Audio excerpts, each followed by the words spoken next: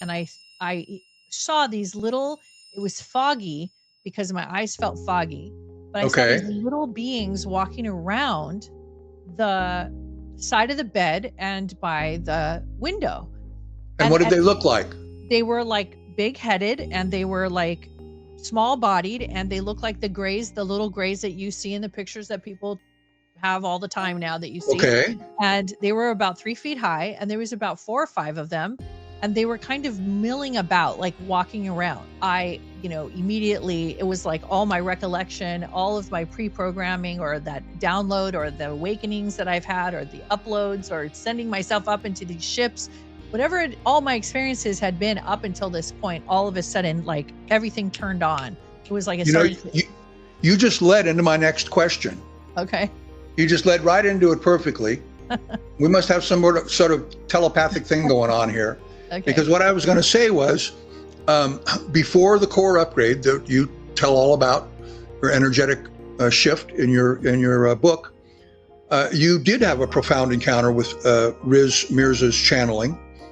And I wonder if you could actually walk us through that first circle of light experience, and how the messages that you personally received, particularly from your deceased loved ones, prepared you for the extraordinary events that unfolded as your life proceeded.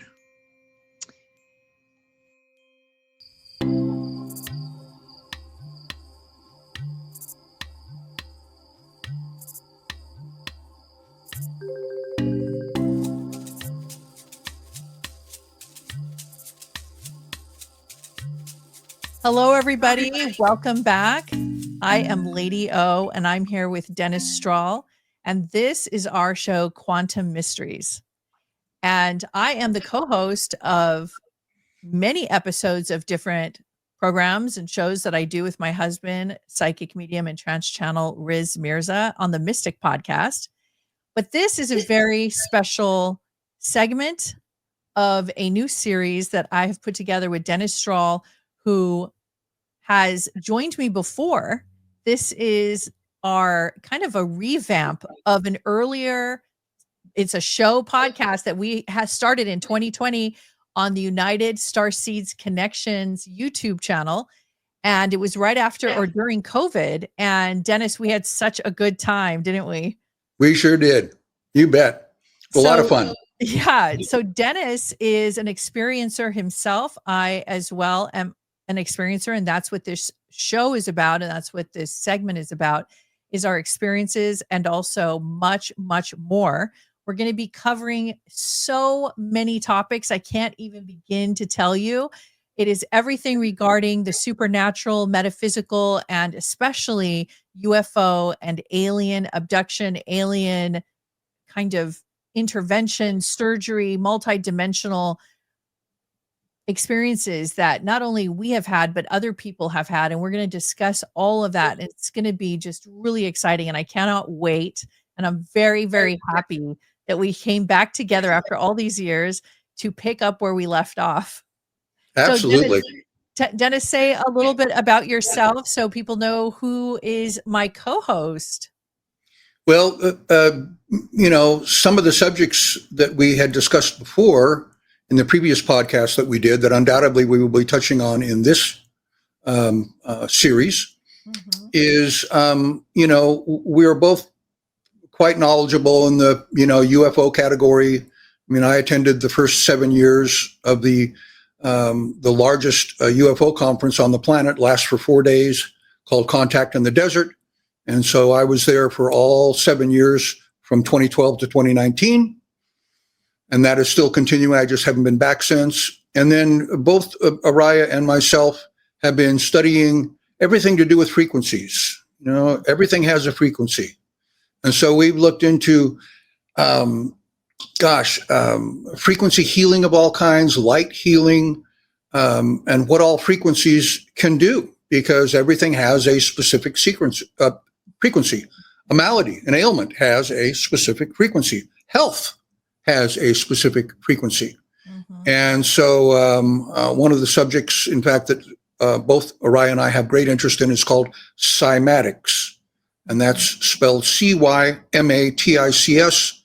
And there's a lot of great, documentaries on YouTube, but we'll go further into that later on. But basically, cymatics is about sound producing form, and we will explain what we mean by that. So we're going to be pretty diverse in the subjects that we cover. This beginning episode, we're going to be talking a whole lot about Oriah's fabulous new book, and I'll let her tell you what the title is now, and we'll kind of go from here into that direction. The name of my book is Alien Upgrades, and it is a new dimension and alien abductions. And the reason why I have that subtitle is because the average person, first of all, if they're even interested in aliens to begin with, are somewhat familiar with abductions. So my particular case was not a physical abduction. My case was an interdimensional surgery. It's like an ethereal surgery that upgraded my system. And because it was so unusual and because it was multidimensional and I was half in my own room and half on the ship, I did it. My cognitive brain, my rational thinking brain could not understand how any of this was possible. So it took me many, many years to gather myself together, not only from the upgrade itself, but also to begin to even speak about it. The incident happened in 2010. It's taken me this long. I finally just rewrote my second book and revised it with tons and tons of new information and enhanced what I already had talked about on the first book, and bringing in a lot of references, stats, and other experiencers who have experienced the same thing and who do talk about an ethereal type of surgery. So I want to go deep into this conversation by telling my story of actually what happened. I'm going to go play by play, and I am going to first start off with giving you a little backstory. And then Dennis, who's going to be so kind in the next few episodes, are going to be helping me to uncover a lot of things and asking questions, and questions that you all may also have about my experience, because it is a little out there. And for some people, if you don't already think went off the deep end, this is a good chance you're probably going to feel that way now. But what I want to stress that the reason it took me so long, for obvious reasons, but the main reason why it took me so long is I needed to do a tremendous amount of research. I needed to do hypnotherapy regressions. I needed to read a lot of books. I needed to go and talk to a lot of people and find out if I was not alone or has this happened to other people.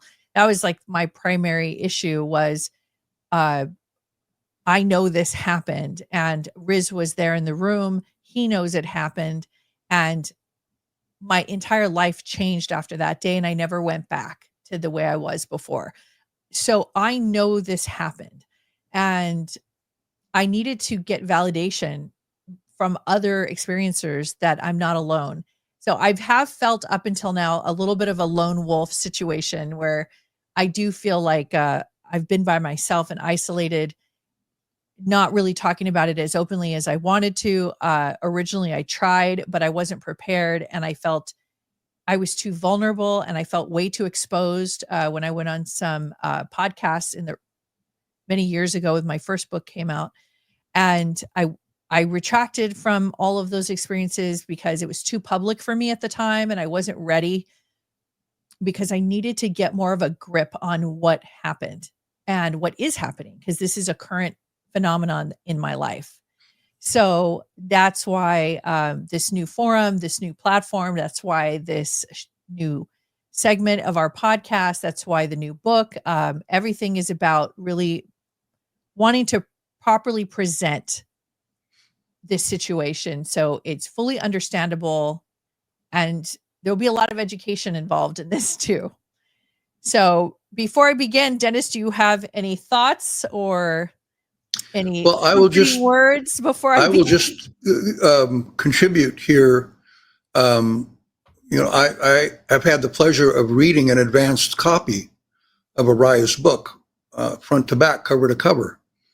And she is very, very articulate and detailed in the way that she explains her experience, and did a tremendous amount of research in order to determine, are there any other experiencers out there that experienced what I experienced? Because I think anybody that's had a very, very unique and intense experience that is undeniable once you go through it, you can feel the changes. Right. And if ultimately you read Oriah's book, and through the course of these this series of podcasts we're doing, you'll recognize that she has done a tremendous amount of research in this direction. And there are a lot of other people out there, even though you yourself personally, well, I've never heard anything like this before. Right. Never heard of it.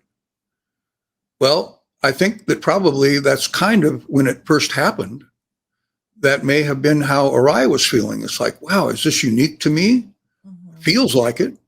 Because until you experience something, sometimes you have no reason to research if anybody else has experienced it. Right. Because you wouldn't know what to search for. Yeah, I didn't. There was not a lot of terms actually to describe it. We're in the Wild West. We're creating something new. This is brand new in the sense that people didn't even know this was a thing to talk about. People didn't know how to explain it. People didn't know what it is. Now you go online on Google and you can see, if you research, people are talking about alien upgrades where they don't leave their bed. It happens in their dreams, or it happens when they're awake. They are taken to a ship and brought back, and they are upgraded. They have exceptional skills. They speak different. They talk different. Their personality is adjusted. So there's so many. This is like, for the average person, this is crazy talk. This is so unusual. How could this be? And it's funny because it's happening to more and more people.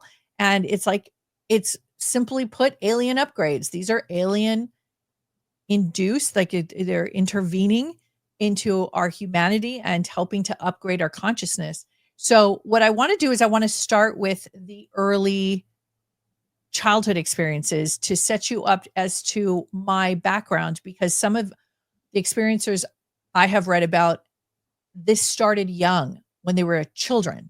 This is when their first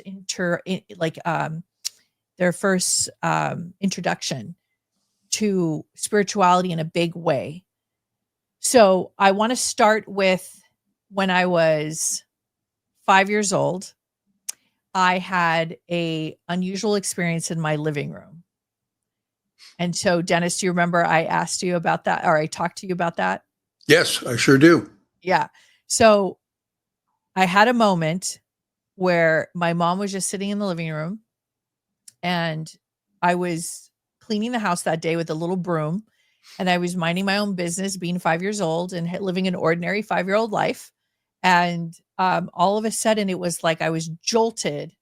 I remember my spine straightening and my head went up, and I looked straight up in the middle of the living room, a square living room. I looked directly up above me to the ceiling, and I felt this beam of light. But my mom said she swears that she didn't see any beam of light, but I could see it in my dimension. And it was like a beam of light came straight from the top of the ceiling right to the top of my head. I felt the top of my head illuminate, activate. It was like a activated, illuminated, buzzing feeling. It went through my body. My head went back, my arms went out, and I took this giant breath. And it was like, I felt like I had like something went in me, or I was awakened or activated. And this wasn't the alien surgery that the book is about. This was just the precursor. This is what happened when I was younger that I felt like gave me a heads up that something was going to happen in this lifetime. So I had my arms outstretched. I took a deep breath, and tears started rolling down my eyes because I started feeling this love that near-death experiencers feel. This love, this immense love, this love that can't be explained, a love that's bigger than the planet, than the universe. It's like the most extraordinary type of experience, like a million trillions of beings all together holding you and singing loving, uplifting songs to you. That's what it felt like. And I'll never forget it. And my heart just burst. I felt like my cells burst, my whole little body burst, and I started crying, and I felt like my throat was opening, and like I thought I didn't know what was going to happen to me. I literally thought I was going to have an out of body experience. Looking back at my 5-year-old self, going and reviewing my memories of that day and putting myself back in that moment, which wasn't too hard to do because it was such an extraordinary moment. I remember the only reference I had to God and was Jesus through my Sunday school courses at the church I went to as a Christian at the time. Mm-hmm. So I said to my mom, I said, Mom, Jesus loves me. He really loves me. Because that was the communication that was coming through, and I didn't have a word for it. So my head was back and I started spinning. And it's every time I talk about this moment, I get really choked up because it was really one of the most extraordinary moments I've ever had in my life. So I started spinning and I couldn't stop spinning, and my arms were out like this. My head was up and I was spinning in circles saying, Mom, you don't understand. So my mom was half nervous, half smiling. She might have had watery eyes. She was happy for me and very confused. So her face had all these different expressions, and she kept saying to me, I know, honey, of course he loves you. I know it. Yes. It's almost like she wanted to say it's okay. And then it made me so angry that my mom did not understand. She did not understand what I was experiencing. And in that moment, I felt like this separation of, we're not in this together. This is personal to me, because why doesn't she understand to the level I'm getting it? And she didn't get it at that level. And so I remember I started crying because I was upset about that. And I got mad at her and I stopped and I put my hands in my fists like this and I looked at her face. She was across the room and I said, no, you don't understand. He really loves me. And I lost it and went in deeper. And then I just felt like I just became one with the universe in that moment. The spinning kept going and I just kept taking in this energy and taking in, it just was like overwhelming love. And it was like blackout after that. And I don't remember anything until the next incident that happened in that house. Meanwhile, it was literally a tsunami wave of love download that only you were experiencing, and you had those feelings. That's why it just came back to you just now. Yeah. And made you a little emotional, because it was a very emotional experience, wasn't it? Very emotional. Intensely emotional? Very. And it reminded me, when I look back, I had an opportunity one time when Riz was channeling in Hawaii. There was a whirling dervish that came to visit before his channeling, and he started spinning. And I asked Riz, why was he spinning? And he says, oh, this is a part of their connection to God. And I was dumbfounded. I was like, what do you mean? That's what I did. And so I looked up what a whirling dervish is to be able to read it to our viewers in a way that I will not, I don't want to mess it up. So I want to say it properly. So a whirling dervish is a member of the Mevlevi order.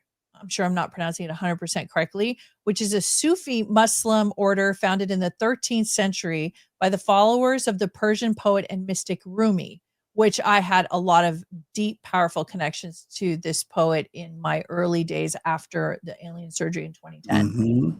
The whirling dance that they do, known as the Sufi whirling, is a form of physical active meditation.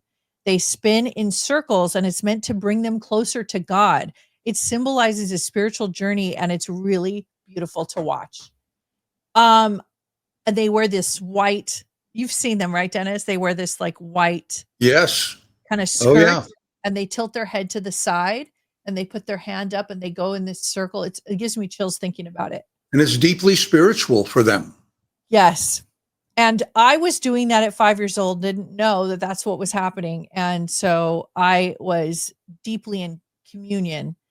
Afterwards, I got to tell you the second incident. I'm not going to go as deep into this one because this is an entire show by itself. I didn't know what happened until literally 5 years ago when I've had some deep conversations with the spirit guides at Riz Channels. And I asked some questions about this night. I should say it was every night for a week. So my parents lived in a little 1-bedroom, simple little house on Ball Road in Anaheim, California. And I was a little girl, didn't need a lot of space. So they put me on the day bed that was in the living room, and the living room had a sliding glass door. So that was my bedroom. And my mom used to put me in a sleeping bag because I was one of those bicyclists when I sleep, and all my covers would be constantly coming off every night and I'd wake up cold. So she bought me a sleeping bag because that's going to contain me. So I was in the sleeping bag, sleeping in the living room on my little day bed. And I would wake up in the middle of the night and I could see cars going by the curtains. You could hear the whir of the car going by on the boulevard every now and then, the headlights. And I heard this jiggling. And there's no curtains on this glass doors, double pane glass doors. There was no curtain. So I could see through the little porch light, I could see a silhouette. I looked up and I saw this giant, it looked like back then, I thought it was a monster. And that's how I knew to say it. It was giant. Its head reached the top of the door. So I assume maybe 10 feet high. And the shoulders were like 6 feet across, giant shoulders. It was very furry and it was very dark. And it would juggle this door. And I heard this little low growl, like its mouth was closed. And I could hear this deep rumble and it would come through, like I could hear it in my room. Now, in the early days, when this first started happening, it lasted for a week. I thought it was a dream, but I would be literally awake because I would be moving my head around and covering my face with the sleeping bag and try to hide in the sleeping bag so he couldn't see me. And every time a car went by, I would move a little bit more down to the bottom of the sleeping bag. So I didn't want him to hear me or see me move because I thought he was going to attack me and eat me alive. Like this was a monster. And so every day I would tell my mom about this monster, and it acted the same every single night. And it went away after a week. I was never been more terrified in my life. Well, fast forward all these years later, I found out why I have such a obsession over Bigfoot. I have a deep connection, psychic connection. And now I understand that was a multidimensional experience. And I am very deeply connected to cryptids, and especially Bigfoot. And it has to do with this time period where I was first awakened. That was like my first awakening, was in that house. Yeah, that's an interesting subject too, because I've been noticing how many new episodes are showing up on both the History channel and the Discovery channel. And there's entire episodes searching for Bigfoot, searching for the Yeti, searching for Sasquatch, all the different names that they go by. I watch every single one that comes out. And it's interesting too, in that more and more, it seems like some of them are drawing the conclusion that the reason that they disappear the way that they do is that they are able to go in and out of another dimension. In other words, some of the science fiction, Dr. Strange, how he creates a portal, and goes through it, and the portal closes. Yes. Now he's somewhere else. Yes. They have the ability to dematerialize also. So it could be that they're already in this advanced state where they could dematerialize, even if there was no portal. I feel like it could be either a portal or just the ability to dematerialize. And I can't wait in our future episodes also to talk about Skinwalker Ranch, which is another one of our obsessions. And I am very excited about that. And talking about the portals on the planet. What's so interesting, I think, about that show is how they analyze everything very, very, very scientifically with cutting edge energy sensing instruments. Yes. That most of us, myself included, I didn't even know that an instrument like that existed. Yes. And they're showing you they've got all their oscilloscopes and the frequencies jumping and detecting all of these different things. And it's really quite fascinating. Yeah. That'll be fun to go into later on. Absolutely. I definitely need to talk about that because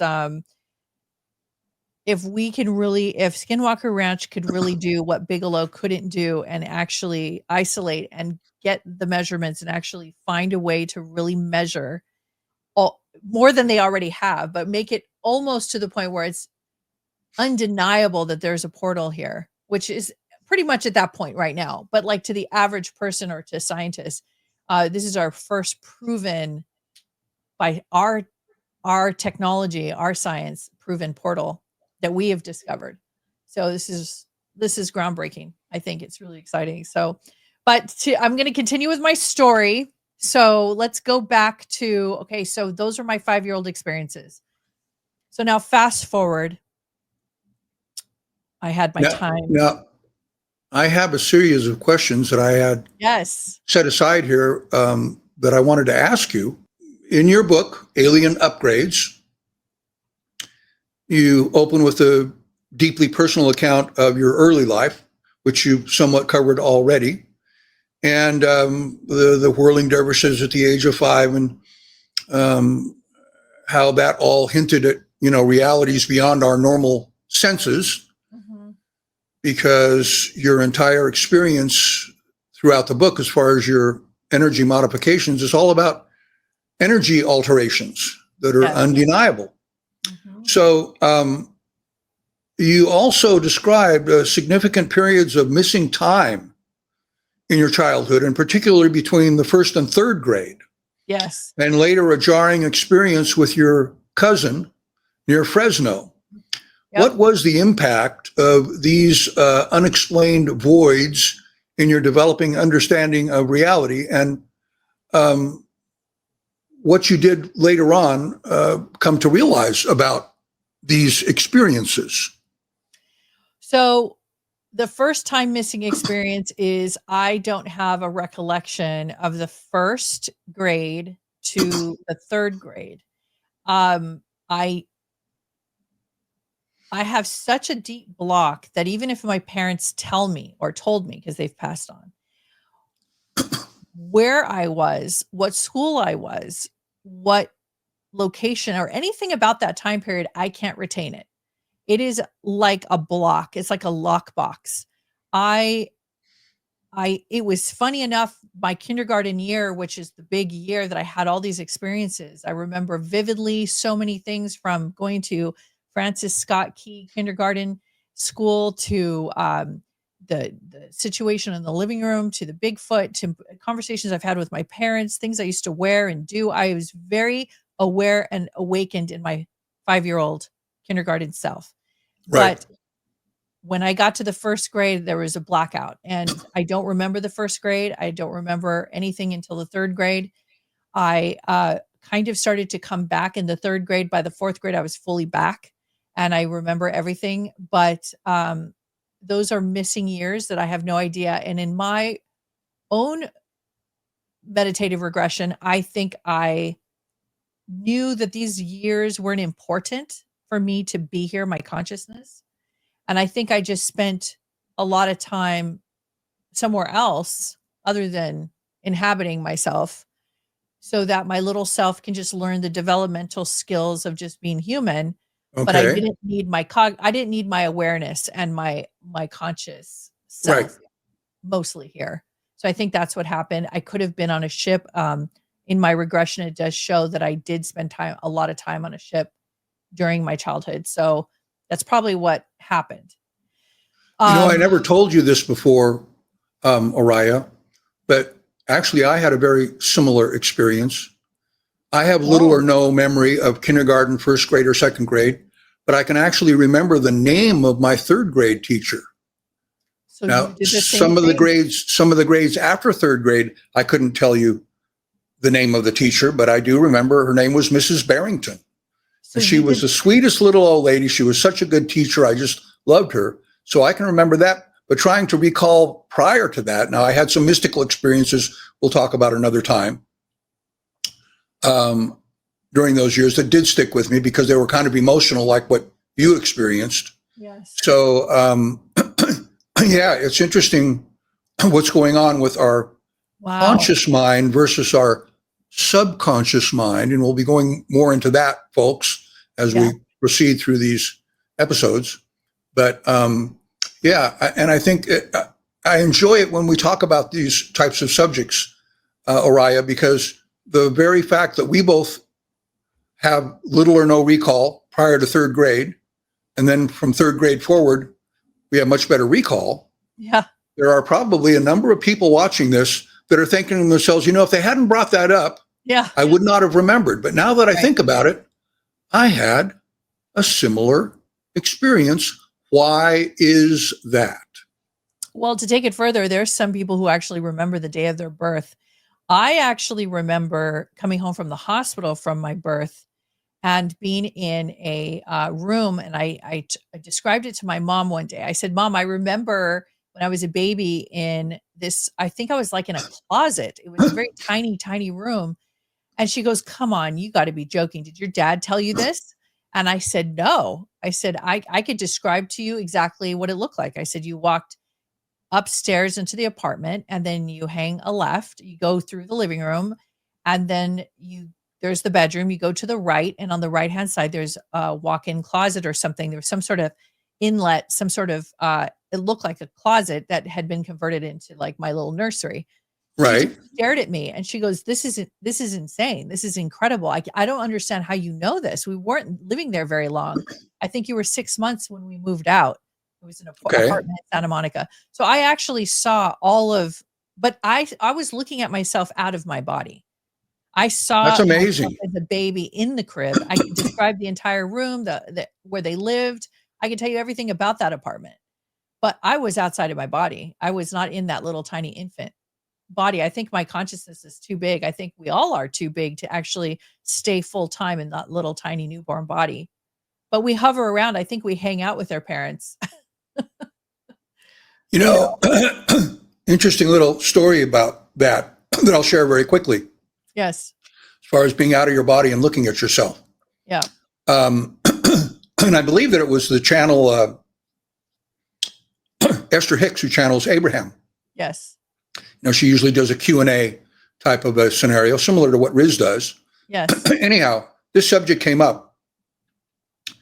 And Abraham mentioned, we know that sometimes parents report when they have a newborn peeking around the corner into their bedroom where their crib is, and they see an angel standing there looking over the infant, their infant. Mm-hmm. And they think that it's, one of God's angels, so to say. Right. But it's actually your child. Yeah. In their ethereal form, looking after their new body and consoling it and making sure that you're okay. That's correct. So it's you that's looking at you. Yes. It's so true. And I think that's what happens is we leave for certain periods of time where it's not necessary for us to be here. Yes. And when our mind starts to activate around the third or fourth grade, where we start to become hyper aware. Now that's back in our day, Dennis.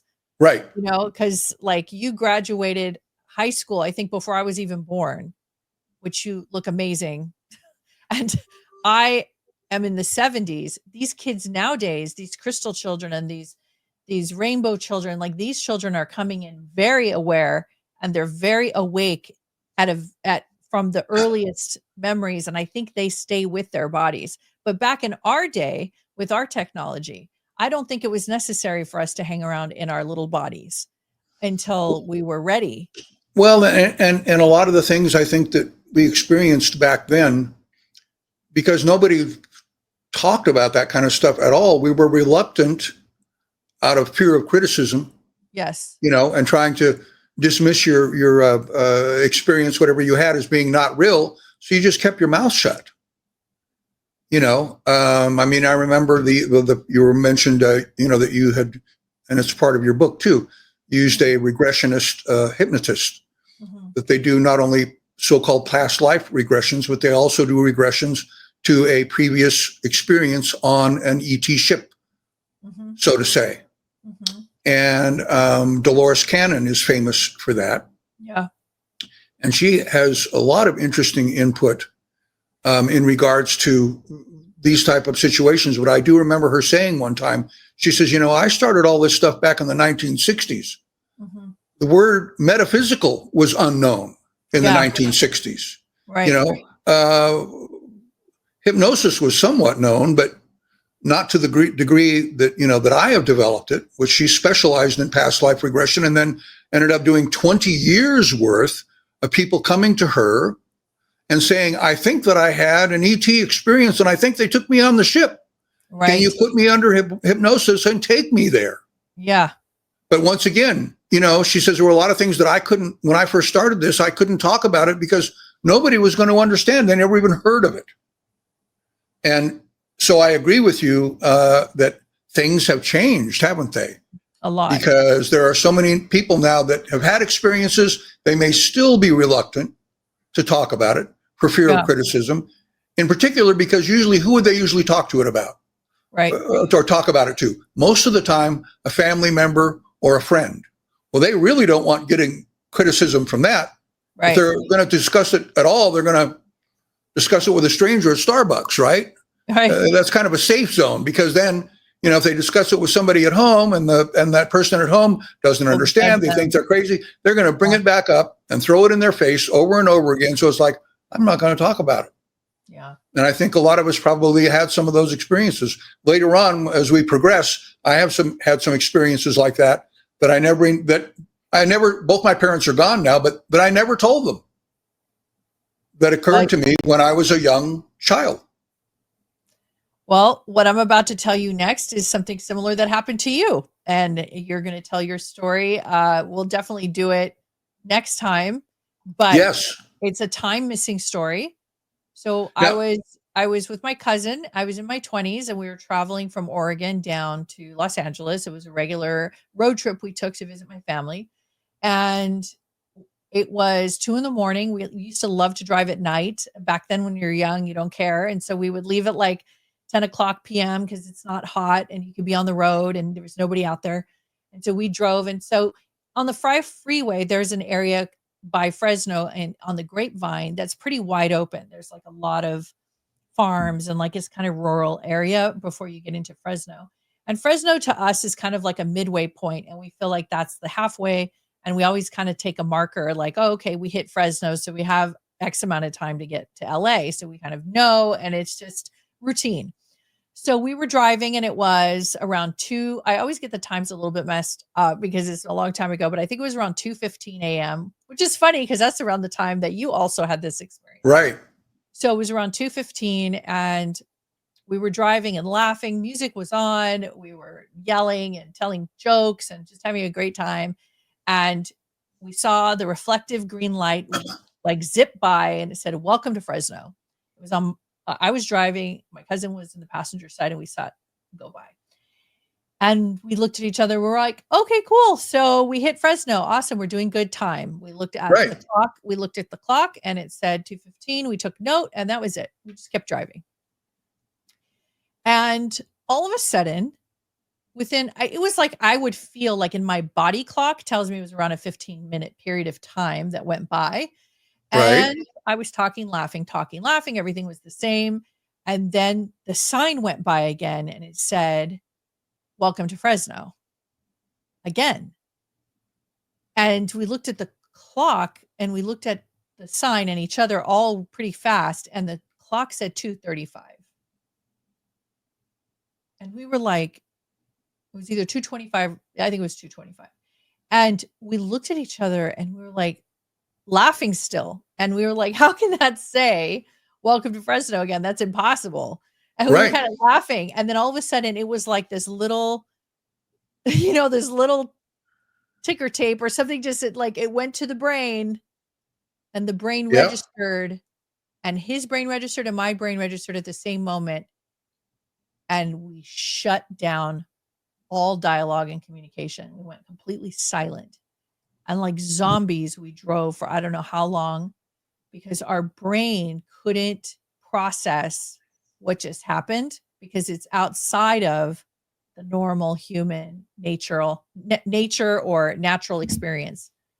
And I imagine because the Twilight Zone was definitely airing back then. And you, in a way, we're having a Twilight Zone moment. It's like, exactly. What in the world happened here? What happened to that block of time? Well, we didn't even discuss it with each other after that first initial shock because we couldn't talk. We were in deep shock. And the more we went into the shock, it was like all of a sudden our subconscious started to recollect. We started to go into an altered state. So all of a sudden it was just like our bodies were there. We didn't speak or talk to each other for hours. And we just kept driving in silence. I can remember hearing the sound of the road whirring under the tires. Yeah. We did not say a word. I just remember my hands feeling very like a doll hands, like gummy, loose. They were on the steering wheel, just driving rote. My eyes were just straight, no blinking. And he was the same. And the reason we did that, looking back, is because not only did we go into shock, but there was remembrance, but they had blocked our memory. So there was a memory of something happening, but then we felt the block and then we knew something happened. Then our recollection of what could possibly have happened, and with our rational mind trying to understand what could have happened, sent us deeper into it. Because of course we were taken. The drone sound of the tires at a steady speed can be very hypnotizing. Very hypnotic. So here you'd had this experience. You were kind of in a hypnotic, state of mind anyway, because again, long road trip, the tires are making exactly the same sound at the same rhythm because you're going a steady speed. So you add that to your experience and it becomes very hypnotic / mystical in ways that are challenging to explain.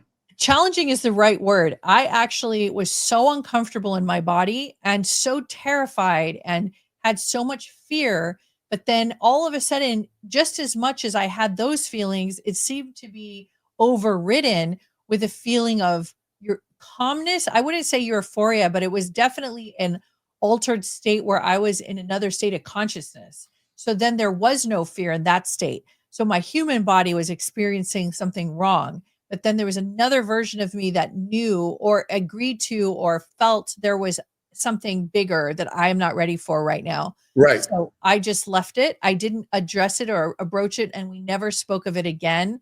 I think we tried to speak of it one more time. We no longer speak, unfortunately, because of our various belief systems are different nowadays. But that's what happened. And so that was a very big, distinct time missing story.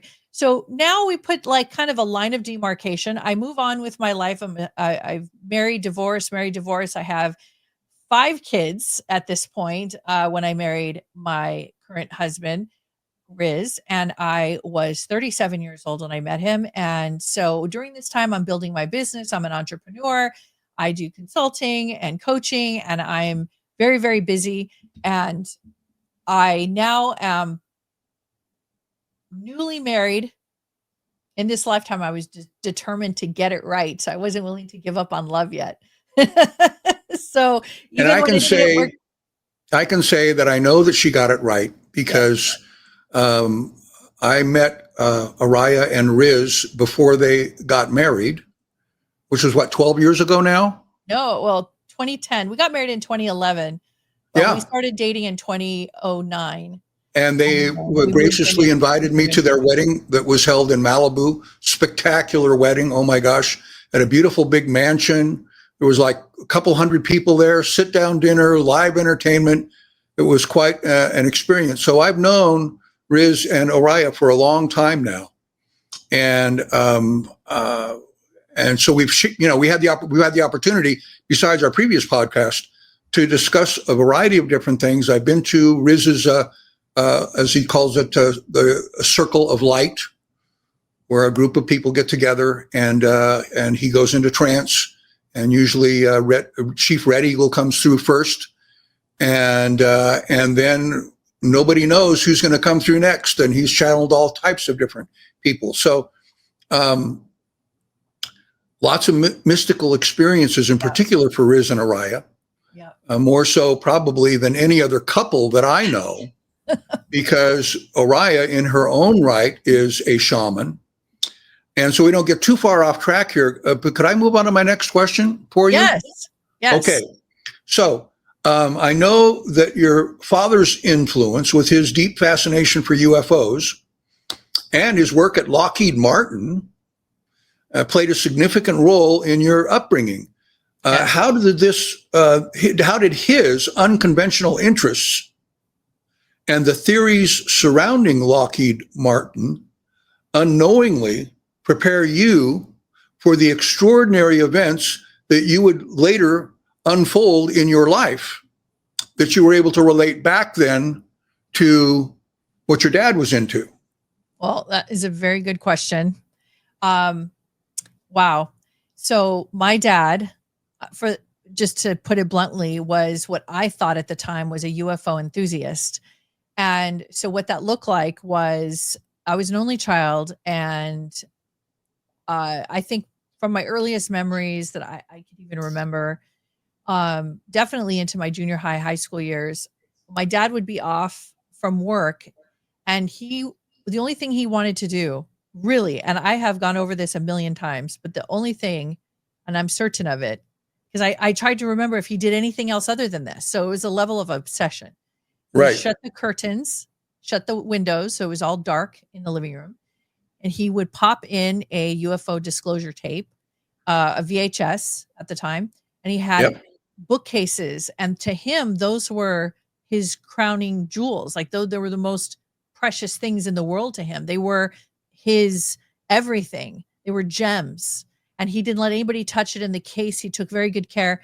And anytime he went to a garage sale, he'd look through the VHS tapes to see if he can find more, UFO tapes. Sure. Because back then it was really hard to get your hands on those kind of things. You'd have to write to a company, or it'd be very difficult to Much more obscure to obtain. Of course. So Yes. he had rows and rows and rows of these VHS tapes, of these UFO tapes. And I don't Wow. know where they are. I wish I had that collection, but so he put it in and he'd sit there and watch. And I was an empath back then and didn't know it. And I could read his face, and he had the most serious expression. And I had, I didn't know why. I had never seen any reference to any other parents or any other adults that would have that expression. So I Right. didn't know why my dad always was looking at it. It was like a surgeon. It looked like a surgeon who was doing the most nanoscopic surgery, Yeah. tiniest little surgery on something. That's how he was watching these videos. And I would Sure. sit there. I wanted nothing to do with it. I thought it was kind of ridiculous. I didn't know why he Right. was looking at little gray aliens all the time, why he was watching, and he sometimes would try to talk to me about it. He didn't have a good relationship with my mom, so I don't think there was a lot of conversations Right. about this topic. I had more interest in mystical things my whole life and fantasy things, but Right. I didn't have any interest in UFOs. I didn't have any interest in these alien topics. And so this went on until the day he died, and he died in his 50s. Unfortunately, I was only in my 20s, and he had a massive heart attack. But he worked at Lockheed, and his father, Robert Ellis Miller, also worked at Lockheed and was an executive and worked in, they said, the buying department, where you buy materials for the ships and the rocket ships and whatever it is they're making at Lockheed, like the planes and the fighter jets. But he was at the executive level. He was there for 35 years. He met his wife. She worked there. So his wife and him both worked there. Then my dad worked there. And then briefly my aunt worked there. And then she ended up becoming a TWA airline stewardess. So I have this history with Lockheed Martin. I had this history looking back at my dad and seeing him being obsessed with UFOs, talking about really strange things with me all through my years at the house when I lived there until I was 18. The conversations he had with me are not the conversations I saw any other father having with their kids. So I was listening to the most advanced, obscure, detailed information about multidimensional reality and aliens, and I didn't know what he was talking about. Well, and I'll just interject here too, contemporarily speaking, Martin Lockheed, speaking of, as they call it, ufology, UFOlogy, Martin Lockheed has quite a reputation for not only working on so-called secret aircraft for the U.S. military, stealth planes, the SR-71, stuff like that, but also there have always been rumors that they are the ones that get the wreckage from Roswell, New Mexico in 1947, for example, right, and are then ordered to reverse engineer the UFO technology. Now, nobody really knows, but that's been talked about for many, many years. And I just found it fascinating that both your dad and your grandfather both worked at the very company that has these rumors flying all around. And very often, rumors are more truthful than people want to believe. Well, the And whistleblowers, as David Wilcock often says, he says some of these, so-called science fiction films that you watch, you need to watch them more from a perspective as if they are a documentary. Yeah. And one of the examples that he gives is Stargate SG-1. The Stargate portal. Yeah. That they activate and just step right onto another planet, walk through it, and they're all of a sudden we're on another planet in another galaxy instantaneously. Well, these are, and it's just hard for our minds to grasp that kind of stuff. But, hey, I often think, speaking of unusual technologies and all things we don't understand now, is if you were riding in the old West 150 years ago, riding along next to your friend, and you're riding along next to a little stream, kind of plodding along with your horses, and one of you tries to describe to the other, I did some time traveling, and there's this thing in the future called a cell phone. And people talk to each other from long distances away, even from one side of the planet to the other. Well, your friend would say that you were stark raving mad, and I don't know if they had straitjackets back then in insane asylums, but they'd pretty much figure that, and it's only due to a lack of understanding. Look at how, since good old-fashioned cowboy days, look at how technology has evolved.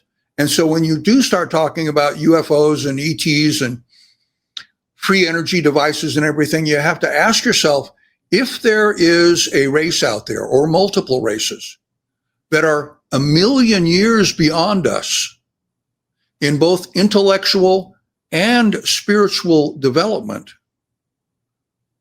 wow, what kind of technology do you suppose they have at their fingertips? right. And your dad worked at Martin Lockheed, and so did your grandfather. Right. These movies, I feel like, are a part of the desensitization of getting the public to these conversations and warming up their mindset to it. And well, now we're at a place where they don't know what to believe with AI, but that's a whole nother conversation. But yeah, so I wanted to be very clear that I did not have an interest in aliens or UFOs. As a matter of fact, I thought it was pretty weird. I wasn't into it. And I was never really into psychics and any phenomenon that was outside of, like when I was a child, I liked fairy tales and I liked, talking about Merlin's castle and things like that. But I mean, as I got older, like I was just such a realist. I was practical, a Taurus. And it was what I see in front of my face. I had left the Christian religion for various reasons. And so I wasn't very, this wasn't my forte, wasn't my experience. So when I met Riz, it wasn't even that I was skeptical. I just wasn't interested. I didn't see anything there for me at the time. So when I did my first circle of light with him, first channeling, and I saw the messages and I got personal messages from my grandfather and my father and my childhood dog and everything that there's no way this new man I just met would know. I, immediately, it was like all my recollection, all of my pre-programming or that download or the awakenings that I've had or the uploads or sending myself up into these ships, whatever all my experiences had been up until this point, all of a sudden, like everything turned on. It was like, you just led into my next question. Okay. You just led right into it perfectly.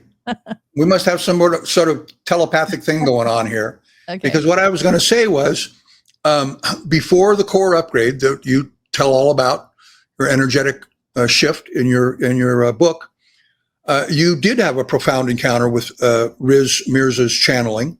Mm-hmm. And I wonder if you could actually walk us through that first circle of light experience, and how the messages that you personally received, particularly from your deceased loved ones, prepared you for the extraordinary events that unfolded as your life proceeded. It was life-changing. It was another life-changing event. I had agreed to meet Riz at his channeling circle to understand what it was about, because at the time we were just working professionally together, and I was just going to do marketing and promotions for his event. I needed to learn about what it was. I've never heard of channeling before, so I wanted to just sit in the back seat, the back row, and just sit back there and just take notes and just kind of understand what it is that I was going to be marketing. Right. And so that's how I was exposed to it, and what I saw. And I had been a student of landmark education for 7 years, and many advanced business consulting courses and international training camps and courses. I've been a student in classroom time ever since. I love learning. So ever since high school, being, I had good grades, and I had very promising future. I didn't go to college because I had kids, but I continued my education, and I continued being in classroom settings and in environments where a lot of people were speaking, and I've myself spoken, and I've been in workshops and kind of experiential workshops where people get emotional, and I've seen a lot. I've met hundreds and hundreds of people and been in lots and lots of rooms before I met Riz. And I sat there in a room full of about 20 or 30 people at the time. And every single person was not only moved to tears, but you can see they were visibly overwhelmed and shaken by the deep, deep soul messages that they were getting from the guides that were channeling through Riz. And they were all accurate down to pregnancies and predictions and whatever things that were coming through that night.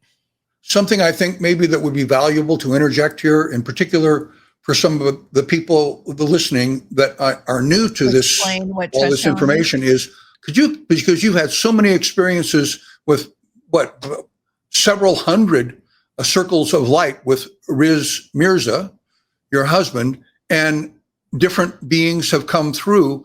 Could you just deviate for a moment and explain, so that people, and this is contextually when you're explaining about your first experience with Riz, that it wasn't necessarily in Riz's voice. It was a different voice, because he was out of there. Yes, it's a good point. Okay, so trance channeling is an ancient art, has been around since the beginning of written time, where you have had hieroglyphics and writings on the cave walls. That's how far back this goes, with medicine men and women who have allowed their bodies to be used by higher benevolent energies and intelligence that comes through, and with their own personality essence speaks through a human being, and the human being's face changes, their voice changes, and it's a direct messages that are coming through to the person in front of them or to the group. And so he is considered a master full trance channel, where they have full access to his body from head to toe, and he can channel for I've seen him channel up to 5 hours at a time, and he's channeled over 2,500 or more, 3,000 sessions.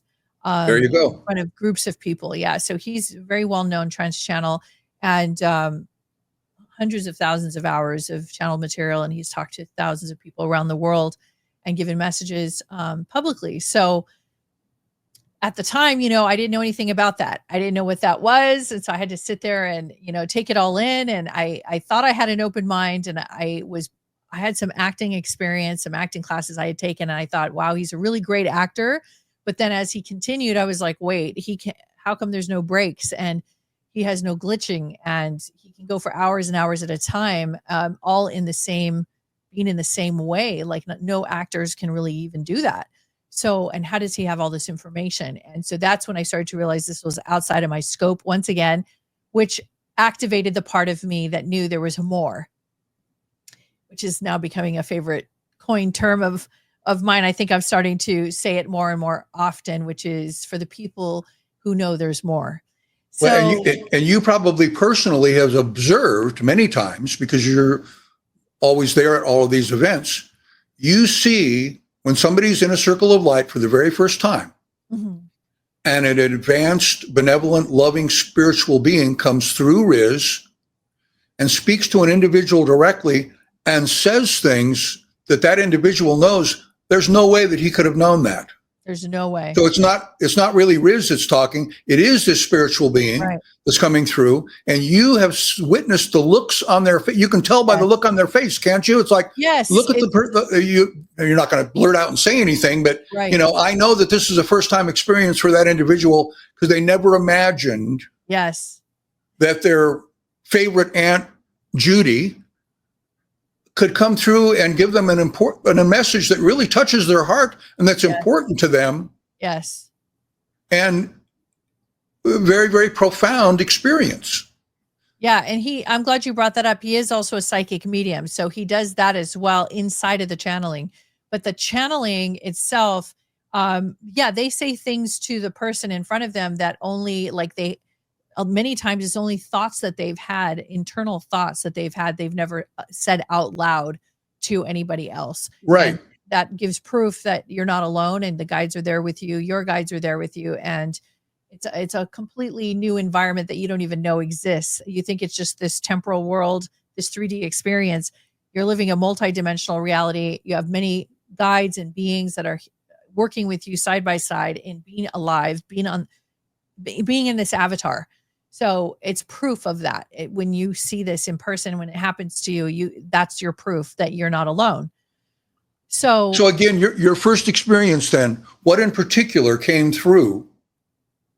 So the guide that came through to add more to this was Merlin. Merlin, of all the beings. Wow. So Merlin, I had such a close relationship to growing up because of the fairy tales and fantasy world, which could have been a planned thing that they wanted to make sure Merlin was the first guide that I saw, because I already have a connection and a lot of love for Merlin. So I was very open to it. And then the fact that Merlin, technically people think, has not ever existed here on this 3D plane, which, there's some accounts that he actually did exist, but nevertheless, his spirit, his soul made himself very, very known on this planet and channeled through many, many writers and filmmakers and beings who have actually spoken channeled work.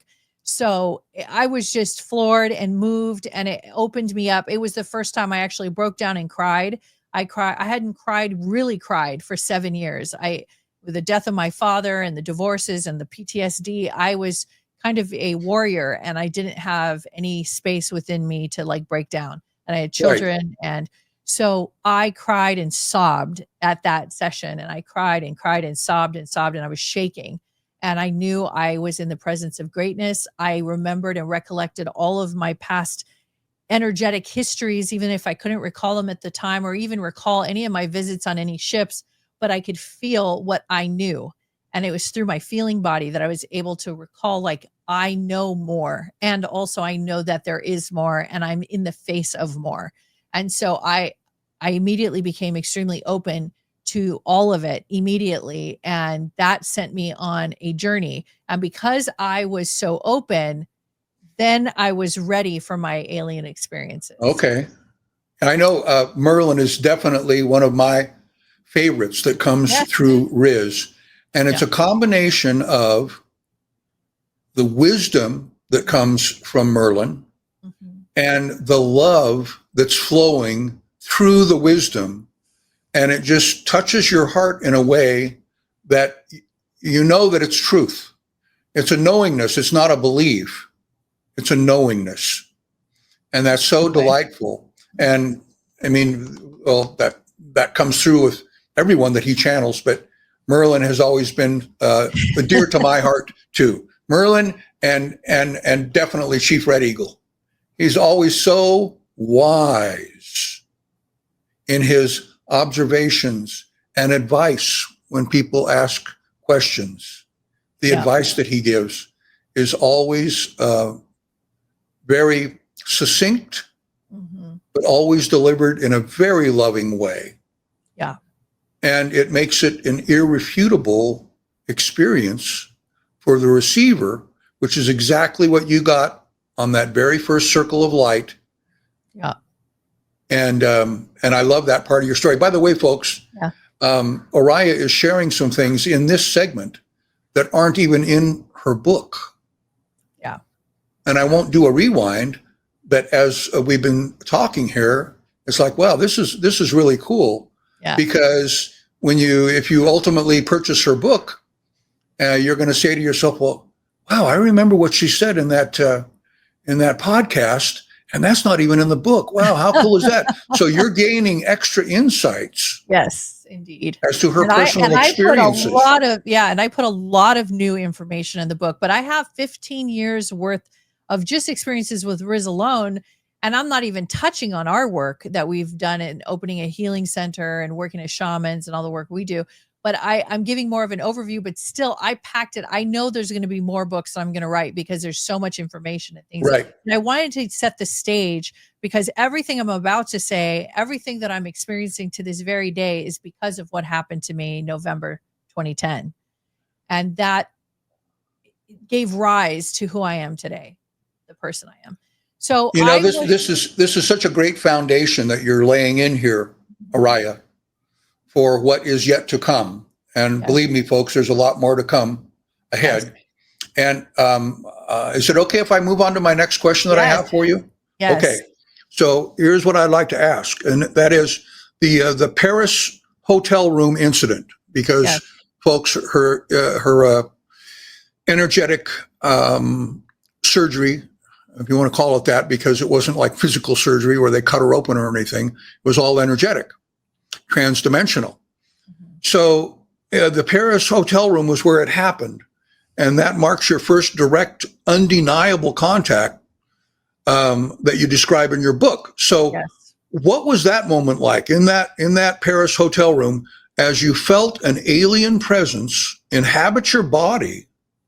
And what did you learn then about the nature of these holographic creatures and the polygraph technology that they employed? So the grays in Paris, I believe that part was physical. And then the part in Marina del Rey, California was definitely holographic. And I'm finding that out more and more. I didn't know what to call it, but I think definitely, even though it looked 3D to me, because when we think of holographic, we think of like something that's see-through. And the thing is, the technology in the future, holograms don't appear as see-through. They appear physical.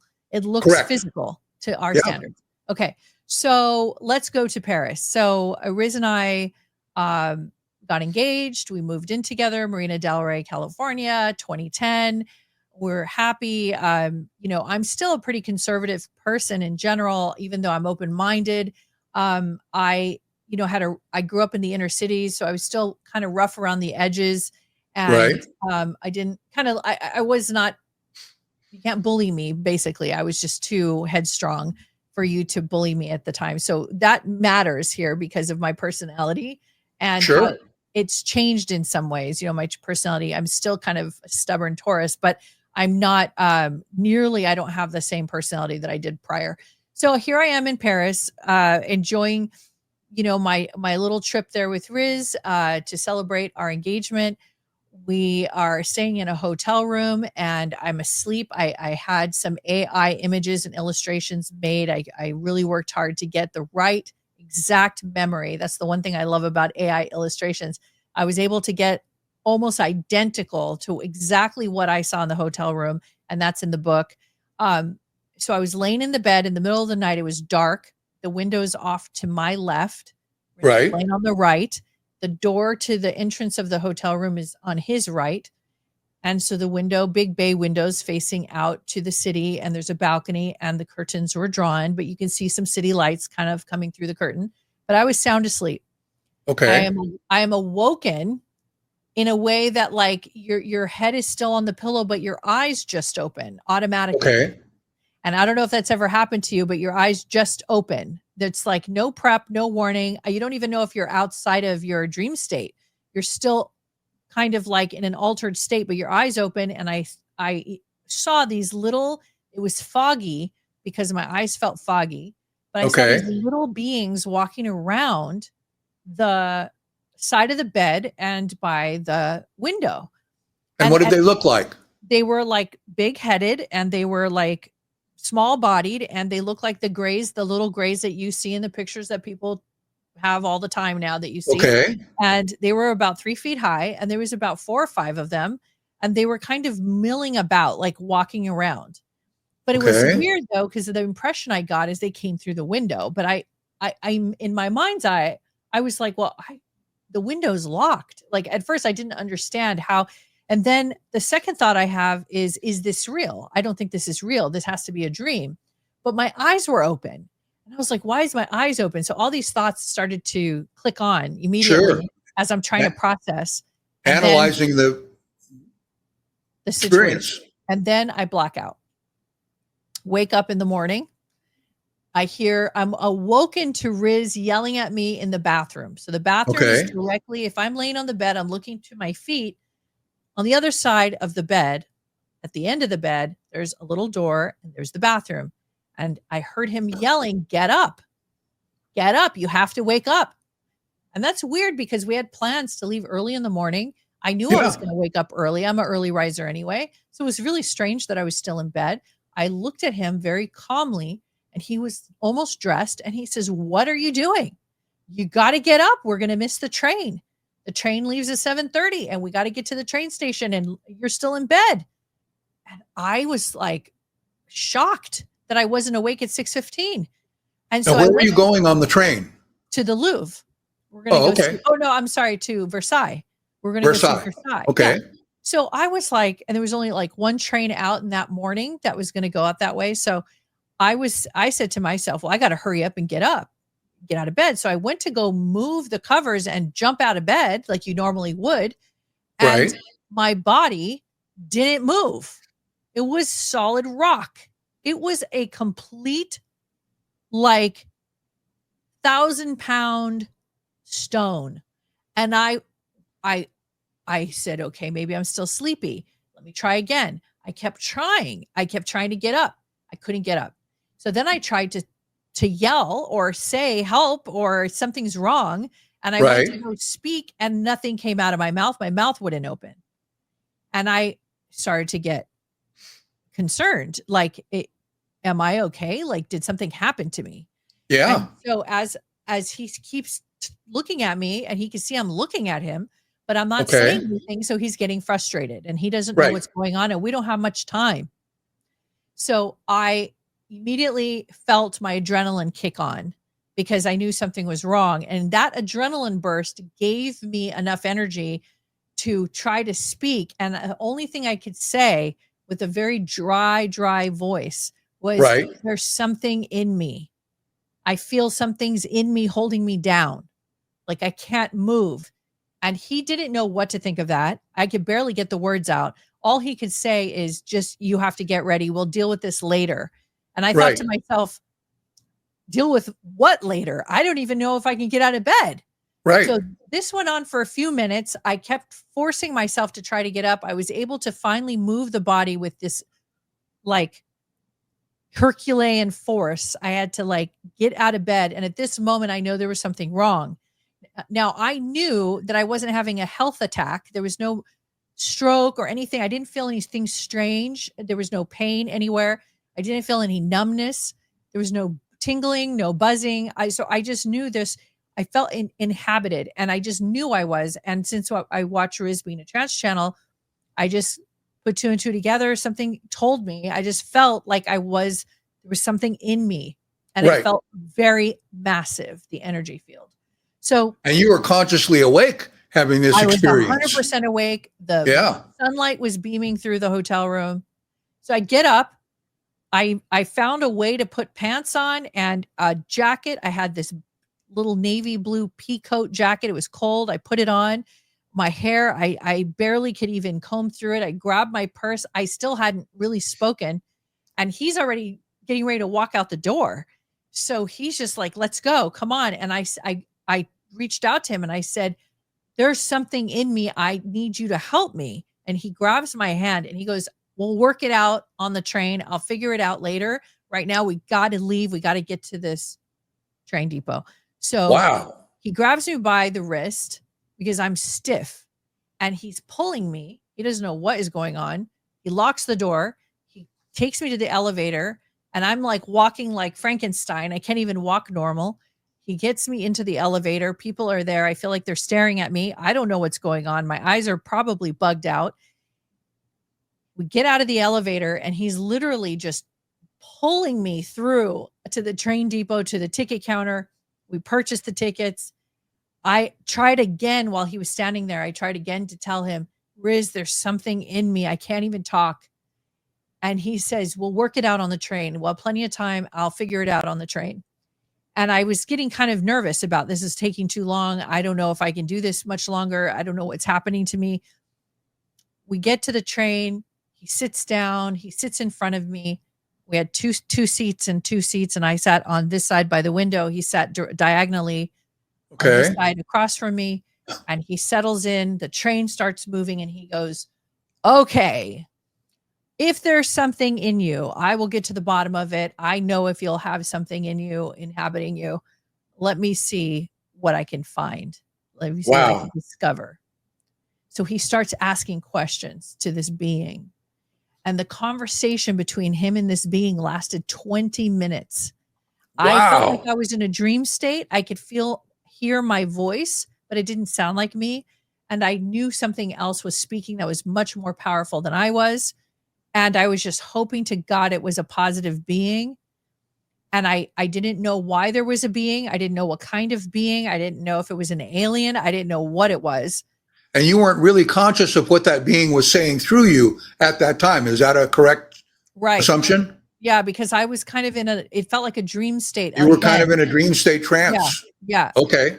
So I saw Riz very intently leaning forward and wouldn't take his eyes off of me. And he was speaking very profound, like the way he was speaking was different. And how he was talking was very advanced, talking about alien technology, cloaking, things like that.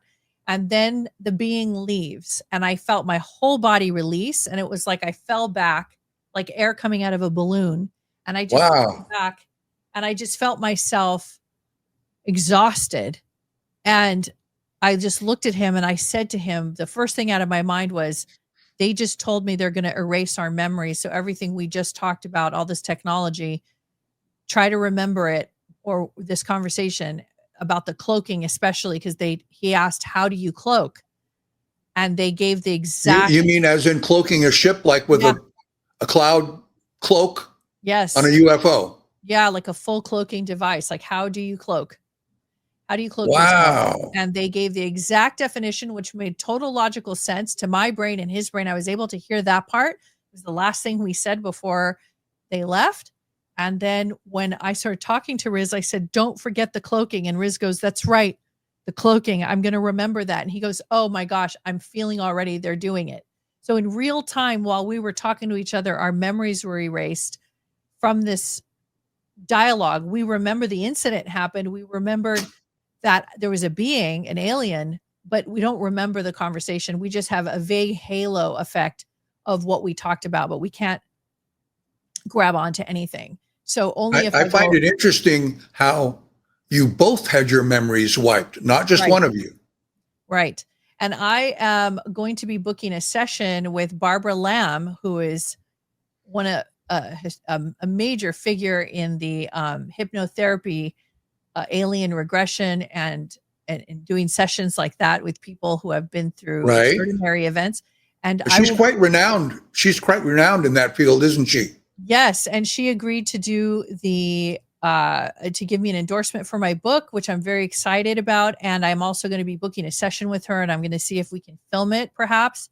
But I want to go back to that time period, and I want to see what was talked about, and see if if it was recorded in my subconscious. Well, that sounds really exciting, Oriah. We'll look forward in future episodes to hearing all about that for sure. Absolutely. Well, I was really, really exhausted after this event. I didn't really want to walk around Versailles. I was not in my right mind. I felt violated. I was unhappy about this.